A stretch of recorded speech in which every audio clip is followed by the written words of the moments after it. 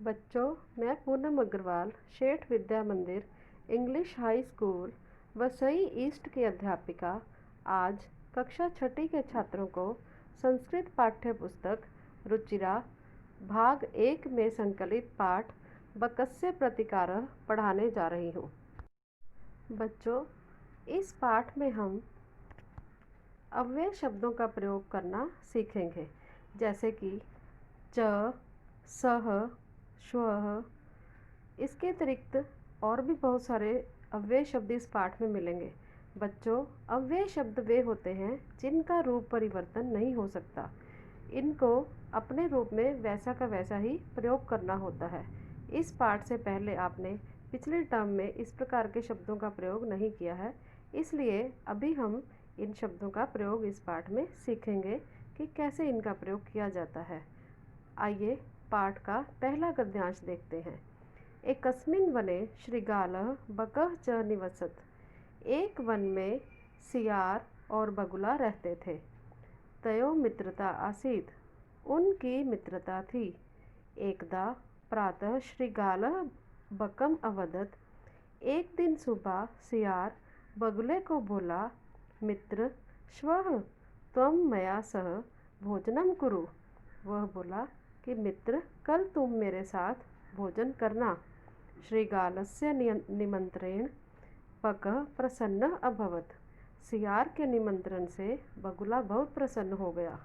जो इस गद्यांश में कठिन शब्दों के अर्थ हैं: एकस्मिन् अर्थात एक, शृगालः अर्थात सियार, बकः अर्थात बगुला, च अर्थात और स्म अर्थात थे, आसीत अर्थात थी, अवदत अर्थात बोला, श्वः अर्थात आने वाला कल, मया अर्थात मेरे, निमंत्रणे यानी निमंत्रण से, अभवत अर्थात हुआ।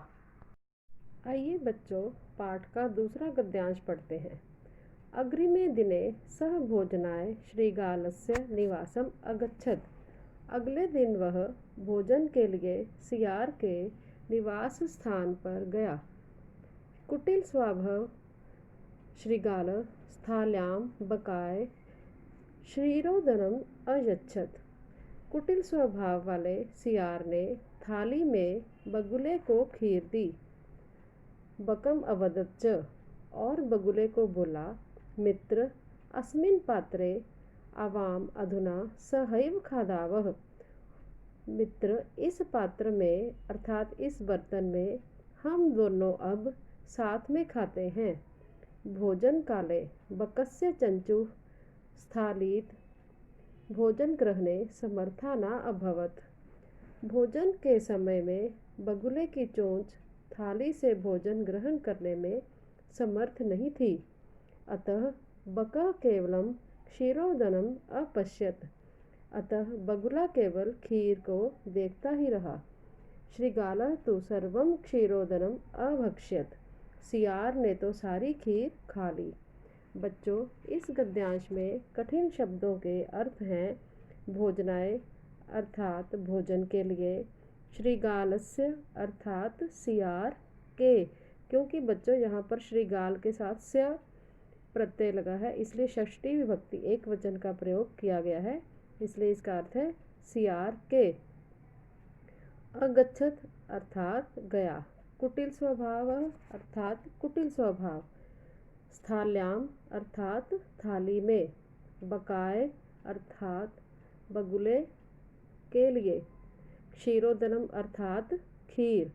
अयच्छत अर्थात दी। अस्मिन पात्रे अर्थात इस बर्तन में। आवाम अर्थात हम दोनों। अधुना अर्थात अब। अधुना भी बच्चों एक अव्यय शब्द ही है। सहैव अर्थात साथ में।